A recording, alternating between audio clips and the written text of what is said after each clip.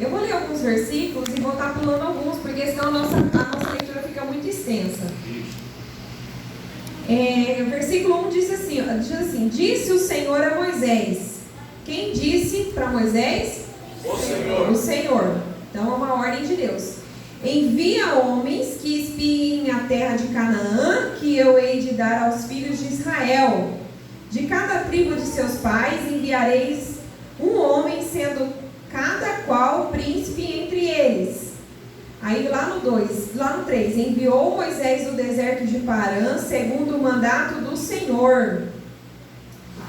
E aí lá no 17, eu vou pular porque aqui ele vem falando assim, ó, o nome de cada um que mandou, filho de quem, de qual tribo, ele vai dando um detalhamento de quem são as pessoas. Aí lá no 17, vamos dizer assim, ó, enviou, pois, Moisés a espiar a terra de Canaã e disse-lhe: subi ao Neguebe e penetrai nas montanhas. Vede a terra de que tal é o povo que nela habita, se é forte ou se é fraco, se poucos ou se muitos. E qual é a terra em que habita, se boa ou má. Que tais são as cidades em que habita. E aí Moisés dá essa ordem, né? Aos homens ali, ó, vai lá e vê como é essa cidade. E aí lá no 20 ele vai dizer assim, ó, tende ânimo, trazei do fruto da terra. Eram aqueles dias os dias das primícias das uvas. Aí lá no 21, assim subiram e espiaram a terra do deserto de Zim. Aí lá no 25 vai dizer assim, ó, ao cabo de 40 dias voltaram de espiar a terra. Então só recapitulando para a gente não perder a leitura. Deus dá uma ordem para Moisés, para ele ir lá espiar a terra de Canaã, para ele selecionar 12 homens. Então ele atende isso que o Senhor faz, Moisés dá uma ordem para ele. E aí depois de 40 dias voltaram de espiar a terra. E aí esses homens vieram trazendo as notícias de como era essa terra. Lá no versículo 28. Aí eles vão dizer assim, ó, 27. Relataram a Moisés e disseram: fomos à terra a qual nos enviaste, e verdadeiramente mana leite e mel. Este é o fruto dela. O povo, porém, que habita nessa terra é poderoso, e as cidades muito grandes, fortificadas. Também vimos ali os filhos de Anak. Filhos de Anak, irmãos, são gigantes, eram considerados homens de grande estatura naquela época. Os amalequitas habitavam na terra de Neguebe. Os heteus, os jebuseus, os amorreus habitavam nas montanhas. Os cananeus ao pé do mar. Aí lá no 30 vai dizer assim, ó, então Caleb fez calar o povo perante Moisés e disse: eia, subamos e possuamos a terra, porque certamente prevaleceremos contra ela. Glória a Deus. Irmãos, quando eu comecei a ler esse texto aqui, havia uma promessa. Deus fez uma promessa para aquele povo quando tirou ele do Egito. Todo mundo conhece essa história, que o povo era cativo no Egito.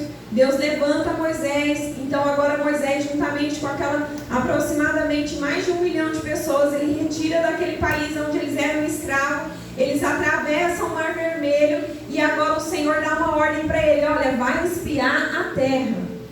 Então aí Moisés, então todo mundo conhece esse povo aqui. Eles estavam ali de olho na terra que era por herança, que era de promessa. Então a primeira coisa que Deus falou para mim é que Ele nos faz uma promessa, mas que para nós tomarmos posse dela, a gente precisa de ter bom ânimo e ter confiança. Porque aqueles 12 homens que saíram dali, eles foram espiar e verdadeiramente aquilo que Deus falou sobre a terra era real. Quando Deus fez uma promessa lá em Deuteronômio 34:4, ele fala assim: olha, eu vou te levar para uma terra que mana leite e mel. E ele começa a falar ali, e exatamente a terra. Mas aí, ó, ele vai dizer assim, ó, Moisés, ele selecionou, ele vai dizer assim, ó, subir ao Neguebe e penetrar as montanhas. Uma das coisas que Deus tem falado ao meu coração, que o nosso lugar de vitória muitas vezes demanda um caminho difícil. Porque Moisés falou assim, ó, sobe as montanhas. E subir montanha não é fácil. Eles poderiam ter pegado as estradas de acessos àquelas cidades, as estradas de acessos àquele lugar. Mas o Moisés fala para ele, ó, vai pelas montanhas. E muitas vezes o caminho da nossa vitória, ela não é fácil. Ela é um caminho mais difícil. Porque às vezes as coisas de Deus parece que, às vezes a gente tem na nossa cabeça, e realmente todo o percurso de vitória, ela demanda um esforço maior. E aí lá no 20 ele vai dizer assim, ó, tende ânimo e trazei o fruto. Então ele dá uma ordem, olha, você vai subir a montanha, provavelmente não vai ser fácil. Mas aí ele dá uma ordem aos seus 12 espias, tende ânimo e trazei fruto. Se você quiser trazer algum fruto para a sua vida, você vai ter que subir montanha e você vai ter que ter ânimo. Glória a Deus! Tende ânimo e trazei o fruto. O caminho da nossa vitória é longo, é árduo, existe esforço, e para nós trazermos os nossos frutos, temos que ter ânimo. É como eu sempre disse, eu acho que eu já disse várias vezes isso na igreja, o diabo não precisa mais pôr ninguém para pecar, ele só precisa manter o povo desanimado, porque aí ele já venceu as guerras contra você. Porque o desânimo ele é tão eficiente como o pecado para nos afastar da nossa vitória, para nos afastar do Senhor. E muitas vezes o que tem faltado em muitos de nós, eu me incluo, é ânimo, é disposição.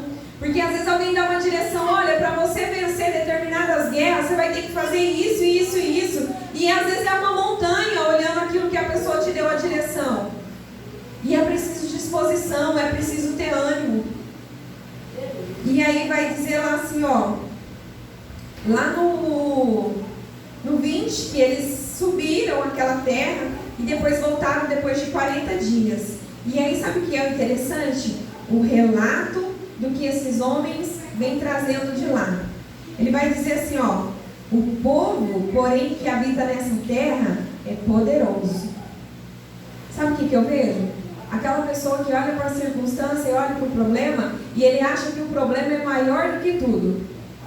Aí ela já começa a dar um diagnóstico, se colocando assim tão inferior e o problema tão lá em cima. E aí vai dizer assim, ó, é poderoso, a cidade é muito fortificada, também vimos ali gigante. E aí eles começam a dar uma descrição que seria quase impossível eles invadir aquele lugar e tomar posse daquela terra. Então, às vezes, na nossa vida, a gente faz isso. A gente olha para o problema e a gente coloca o problema lá em cima. A gente fala que o nosso problema está fortificado, que eu não consigo alcançar. Muitas vezes não é só um problema, às vezes é um sonho. A gente coloca ele lá como impossível de realizar, né? Ah, isso é só um sonho. É aquele, como que diz, né? Mulher que tem muito disso, deita na cama e fica sonhando como gostaria que fosse a vida, né?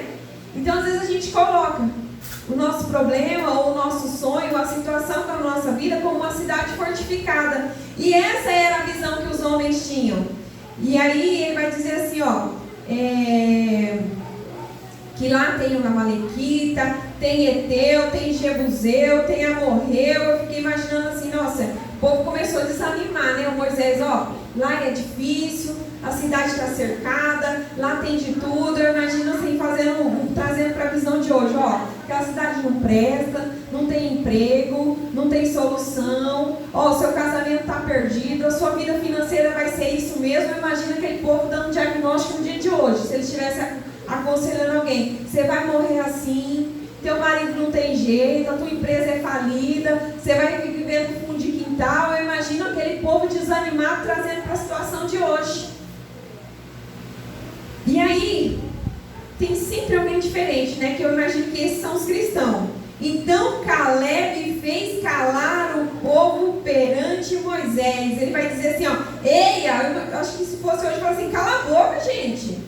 Subamos e possuamos a terra, porque certamente prevaleceremos contra ela. Aqui tem um crente que acredita que independente da dificuldade, independente da montanha que tem que subir, independente da cidade fortificada, ele tem ânimo, porque ele sabe que pode prevalecer sobre o problema. O Caleb, no meio de 12 homens, ele tinha uma visão diferente. E eu quero convidar você a ter uma visão diferente. Porque é muito fácil, né? Às vezes está todo mundo desanimado e a gente desanimar também. Mas o Caleb, sabe como que ele era? Ele era uma pessoa que via a oportunidade no meio da dificuldade. Todo crente tem que ver uma oportunidade no meio da dificuldade. Se você está passando por uma dificuldade ali naquela situação, você fala assim: eu estou vendo uma oportunidade, Deus vai me levantar, Deus vai fazer algo, e o nome dele vai ser engrandecido através dessa situação, seja lá qual situação for. Você tem que ver uma oportunidade no meio da dificuldade. Sabe por quê? Porque o Caleb, ele não andava por vista, ele andava por fé. Lá em 2 Coríntios 5:7, vai dizer assim, ó: visto que andamos por fé e não pelo que vemos. O Caleb, ele acreditava na promessa que Deus fez, que Deus daria aquela terra para ele. Então não importava mais o que ele estava vendo, mas importava aquilo que ele cria. E é isso que eu quero dizer para você: não importa qual a circunstância e o que os seus olhos veem, mas importa aquilo que você crê que Deus pode fazer na sua vida. Amém? O Caleb, ele não andava mais, mas assim, ele não queria saber. Ele vai dizer assim, ó: subamos e possuamos. Ele era uma pessoa determinada. E eu fiquei olhando para esse homem e eu falei assim: meu Deus, eu imagino no meio de 12 homens, eles viram a mesma coisa, eles passaram o mesmo caminho, eles fizeram o mesmo percurso e trouxeram os mesmos frutos. Porque vai dizer aqui, ó, que eles precisaram de 2 homens para trazer um cacho de uva. Você imagina o tamanho do cacho de uva?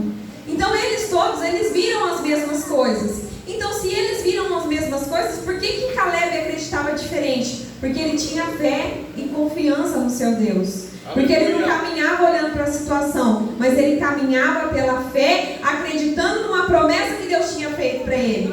E muitas vezes nós viemos ao culto, na igreja, o Senhor libera promessas sobre as nossas vidas, a Bíblia contém promessas sobre as nossas vidas, mas nós temos uma imensa dificuldade em acreditar naquilo que o Senhor falou. Mas para isso, irmão, precisamos ter fé e precisamos ter bom ânimo. E aí é interessante que lá no 31 vai dizer assim, ó: porém, os homens que com ele tinham subido disseram: não poderemos subir contra aquele povo, porque é mais forte do que nós. Você sabia que vai ter sempre muita gente contra a sua fé? A maioria das pessoas vão ficar contra a sua fé. A maioria das pessoas vão fazer com que você não acredite naquilo que você acredita. Tem mais gente para desacreditar do que gente para acreditar. Um único homem para acreditar.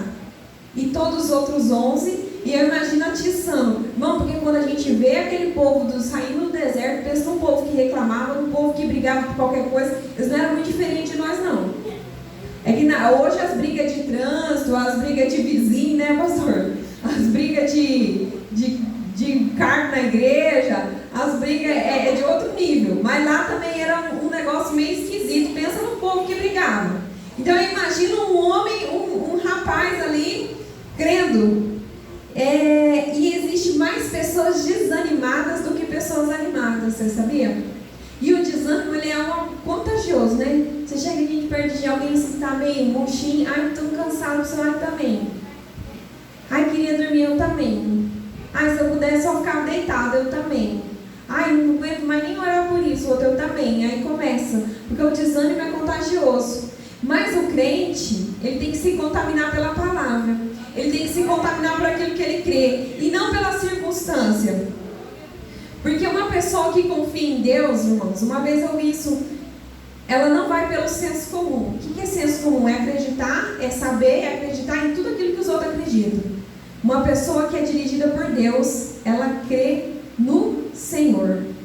Lá no capítulo 14, vai dizer, olha o que faz este homem distinto. Olha aí, ó, lá no 14:1, só vou falar o que aconteceu com aquele povo, ver se a gente não se identifica. Levantou-se, pois, toda a congregação e gritou em voz alta, e o povo chorou aquela noite inteira. Irmãos, tem hora que eu me vi nesse negócio, aquele povo chorando: nós não vamos conseguir aquela terra. O povo chorou a noite inteira. Quem é que nunca se viu assim diante de um problema, né? Pastor Adelino não vai conseguir Estrela do Norte. O que ele vai fazer lá? Aí, viu? Um monte de gente falou isso. Um monte de gente. Muitas vezes, a maioria quer chorar e gritar e descabelar, mas tem sempre o homem de Deus e a mulher de Deus, ele tem que manter a postura de fé. Aleluia. Mesmo que às vezes por dentro o coração está rasgando, mas ele não cede. Porque o coração é enganoso, mas a mente dele fica em Cristo. A mente dele fica em Cristo, ele fica buscando na memória aquilo que Deus prometeu.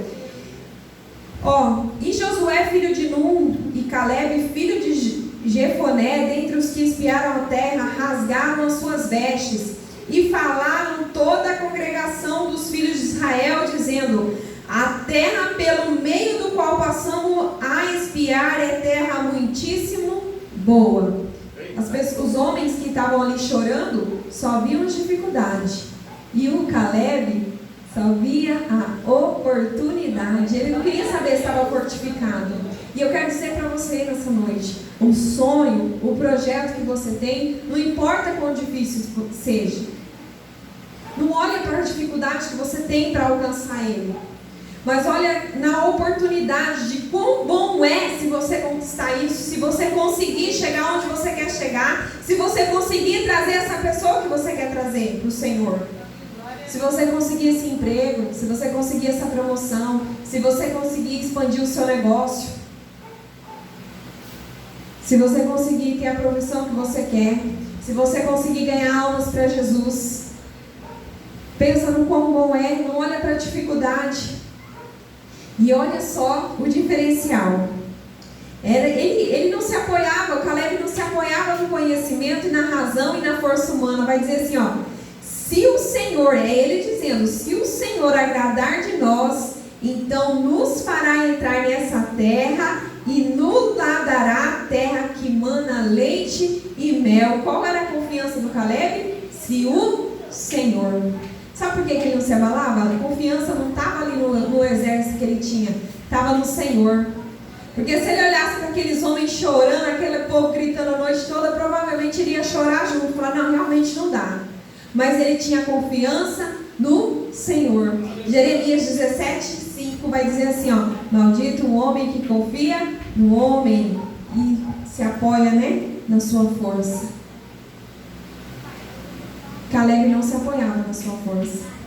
Caleb não se apoiava no seu povo. Caleb não se frustrava e não se abalava com o senso comum, com a opinião alheia, porque ele tinha a sua fé firmada no Senhor. Ele era um homem de bom ânimo, irmãos, porque se manter motivado no meio de um povo desanimado é a mesma coisa de ser crente no meio de um monte de povo incrédulo.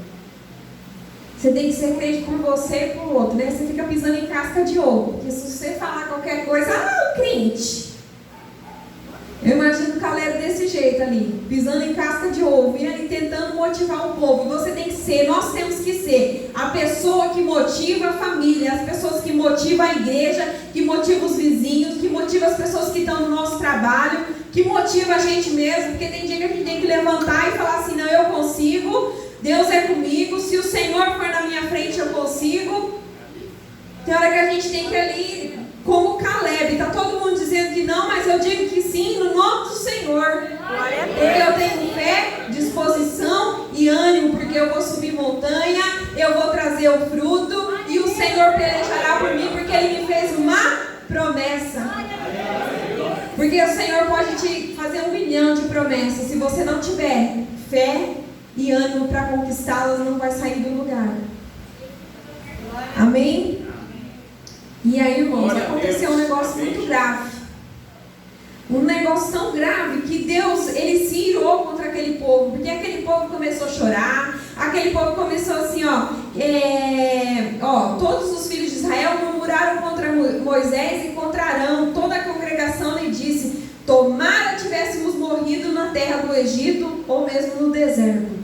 Um povo que já tinha visto o mar se abrir, que já tinha ali a coluna de fogo, que teve maná, estava preferindo morrer no deserto porque não estava crendo que era possível. E a gente não é muito diferente deles, não.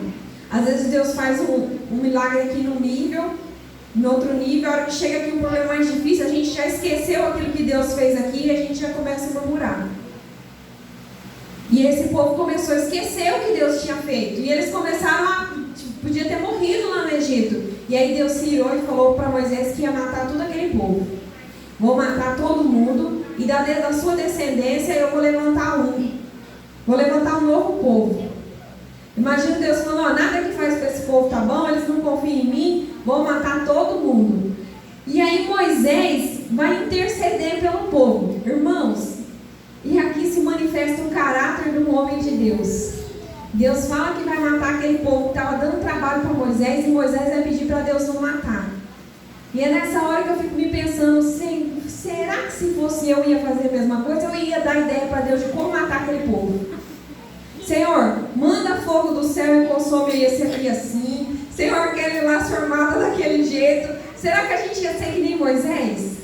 Não, Senhor. Moisés vai falar assim, o que vão dizer? Olha, Moisés, pensa num homem inteligente, negociando com Deus. Não mata não. O que vão dizer do Senhor aí que abriu o mar vermelho, que fez isso, que fez aquilo, e agora matou todo mundo aqui? O que vão dizer do Senhor? Olha, como Moisés, ele era um homem de tanta intimidade com Deus, que ele conversou ali com o Senhor, usando assim argumentos para convencer o Senhor. Ele vai dizer assim, ó, o Senhor é longânimo e grande misericórdia, que perdoa a iniquidade e a transgressão. E ele começa a dar palavras de adoração a Deus. Pensa num homem de caráter reto, aquele homem. Num líder, né, pastor? Porque ele fala assim, ó, vou matar todo mundo da sua descendência, eu vou levantar outros. Eu acho que se fosse a gente, eu falava assim, mata logo, o Senhor faz tudinho. Despojado de orgulho. Exatamente, um homem despojado de orgulho, de soberba, de ganância, né? Porque ele poderia ter entrado mais para a história ainda. Olha, Deus matou todo mundo e de Moisés vem a linhagem. E aí eu fiquei pensando, eu fiquei me pondo no lugar do Moisés. Imagina aqueles que deu trabalho o tempo todo para ele no deserto, que estava o tempo todo reclamando. Irmãos, eu penso numa pessoa convertida, e é nesse nível que o Senhor quer que a gente chega, nesse nível de conversão, da gente sentir misericórdia daquele que muitas vezes não merece,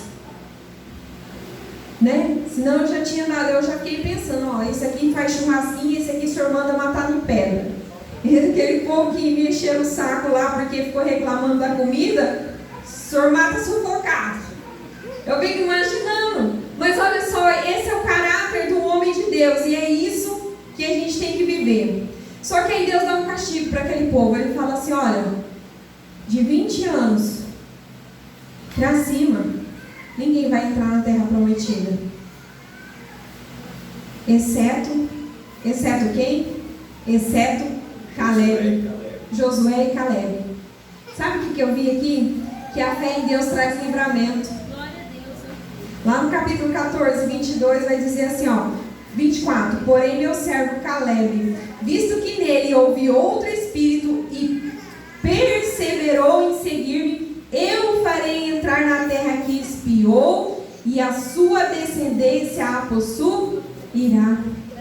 Deus tem livramento e tem promessa para quem tem fé. Ele não só livrou Josué e Caleb, mas aqui eu estou falando exatamente de Caleb, quando ele falou assim, você vai entrar e a sua descendência também. Deu um livramento.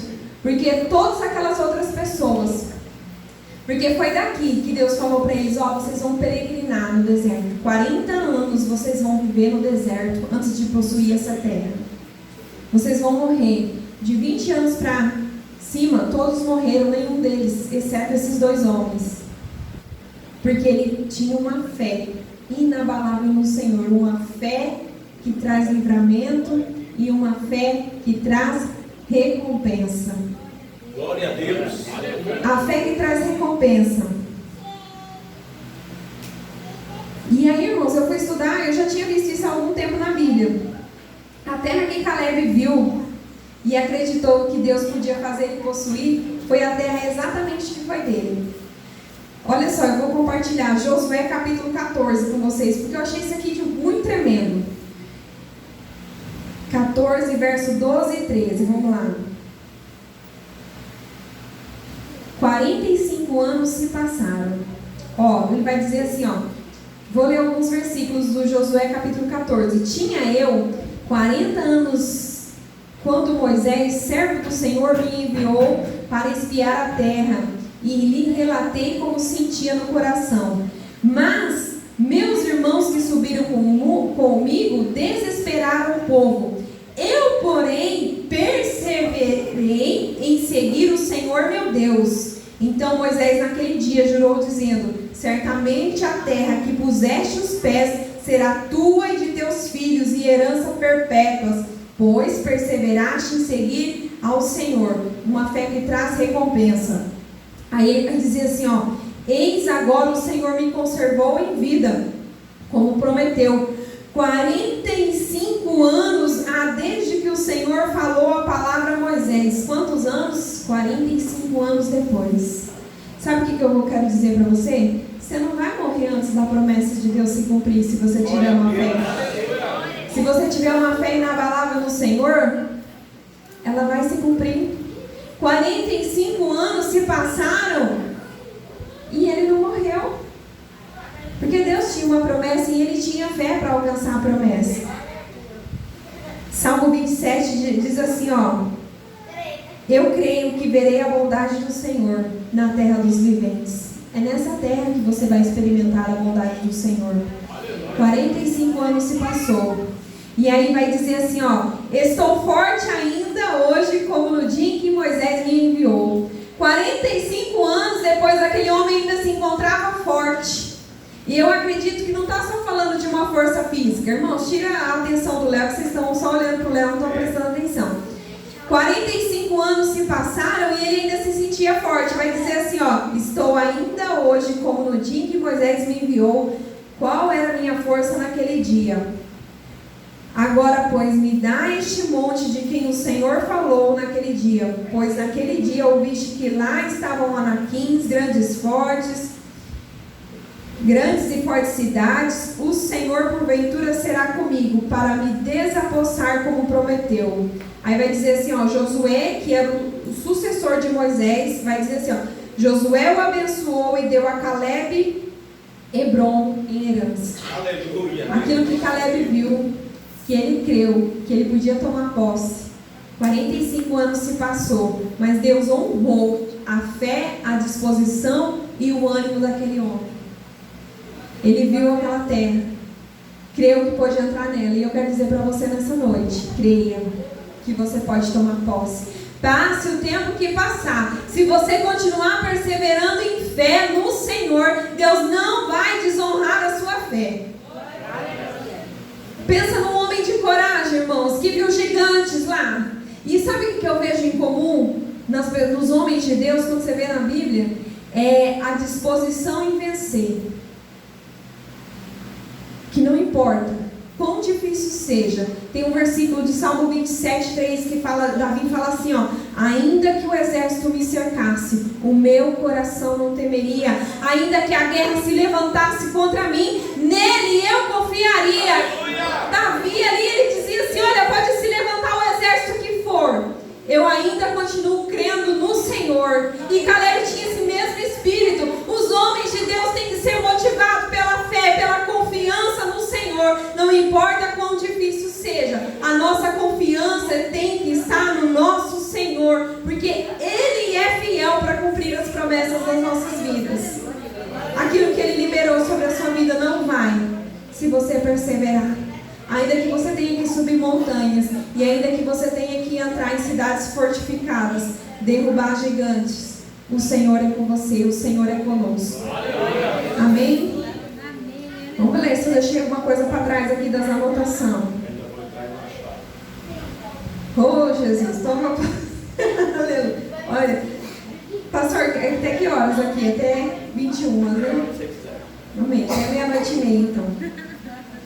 Então eu quero que você fique frisado na sua mente que uma fé traz recompensa, a fé traz livramento, a fé traz a herança. Nós caminhamos por fé e não por aquilo que vemos. Está difícil, está todo mundo falando que a economia do país está difícil, que a situação é difícil. Tem gente que fala que nós somos mais jovens, não vamos nos aposentar. que liberam palavras horríveis sobre o nosso futuro. Nós que somos mais jovens, eu, o pastor Adelino. Mas quem governa a nossa vida? Mas quem governa a nossa vida? Não podemos cair no senso comum. Esses dias eu estava pensando nisso, né? Não, peraí, não, eu não vivo governado pela bolsa de valores, nem pela economia do país. Eu sou governado pelo Espírito Santo, pela minha fé em Deus. Nós devemos ser governados. E Deus pode fazer todas as coisas. Basta a gente ter uma fé, ter bom ânimo. Que em nome de Jesus essa palavra venha frutificar no seu coração nessa semana. Que você passe uma semana acreditando que você pode verdadeiramente conquistar. E quando alguém falar para você, você não consegue não, você fala, eu consigo sim. Mesmo que ainda não seja esse ano, que seja o ano que vem. Porque Deus é Deus das esperas prolongadas também. Dá propósito em todas as coisas. E é interessante como aquele homem ali não desanimou no meio daquele povo.